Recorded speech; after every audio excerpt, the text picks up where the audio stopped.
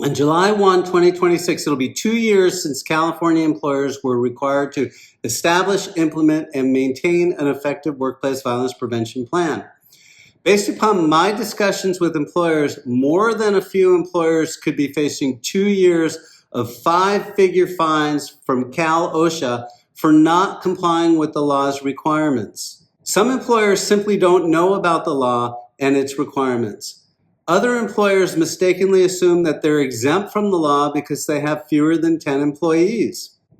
That's a costly assumption to make. 5 figures of regulatory fines times 2 years equals a lot of outgoing resources, and that's just for not having a prevention plan that's specific to the safety hazards your employees face. If you have an incident, it's going to cost a whole lot more. But it's not too late to make sure you're on top of things. Cal OSHA is still working on finalizing the law's regulations through public input, and that work needs to be completed this year. So now's the time to get that done, and for employers who have created a prevention plan, it's time to revisit your plan and perform the required annual updates, including things like assessments and training.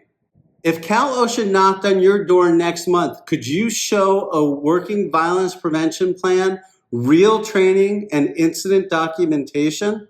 Schedule your free 15-minute workplace violence prevention, compliance, and safety snapshot.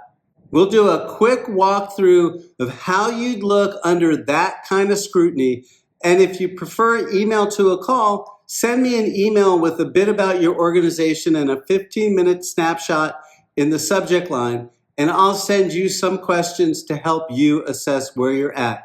Just click on the link in the description below. In plain language, here's what's required of employers to create, implement, and annually maintain your workplace violence prevention plan. Here's who's covered under the law.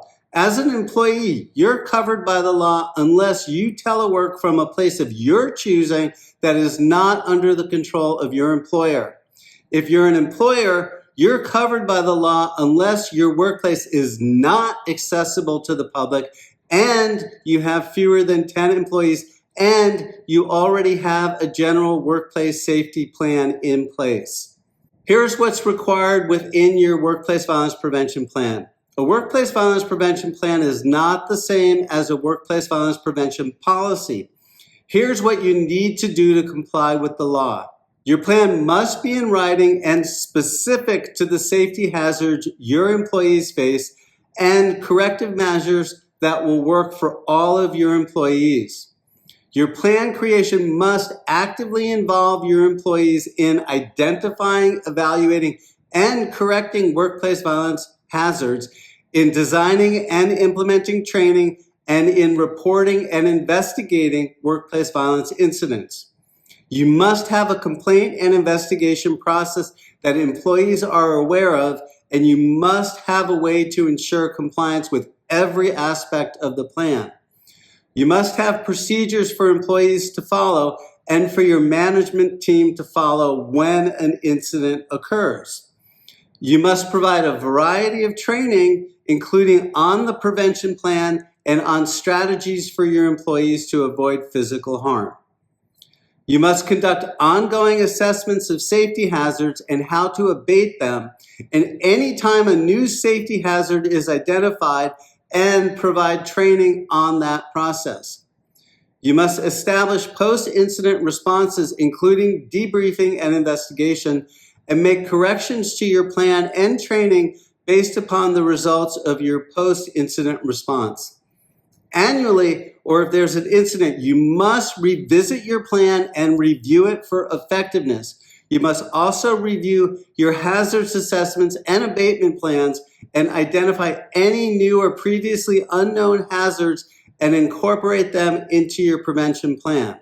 Employers must create and use a violent incident log to identify information surrounding any incidents that occur, including the source type for the incident, the circumstances surrounding the incident, the consequences of the incident.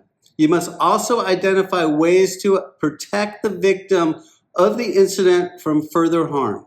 You must provide employee training once your plan is created and on the different elements of the plan. You must also provide training on strategies your employees can use to avoid physical harm from violence, and you must provide specific training on any new safety hazards that have arisen since your plan was originally created.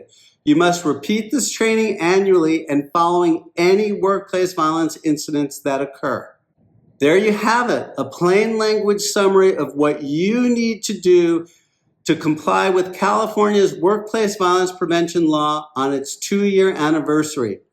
If you're responsible for safety or compliance in a small California organization, the fastest next step is a short, free 15-minute snapshot call. We'll pressure test how you'd look if a regulator or plaintiff's attorney asked to see your plan tomorrow and flag your top risks. Just click on the link in the description below.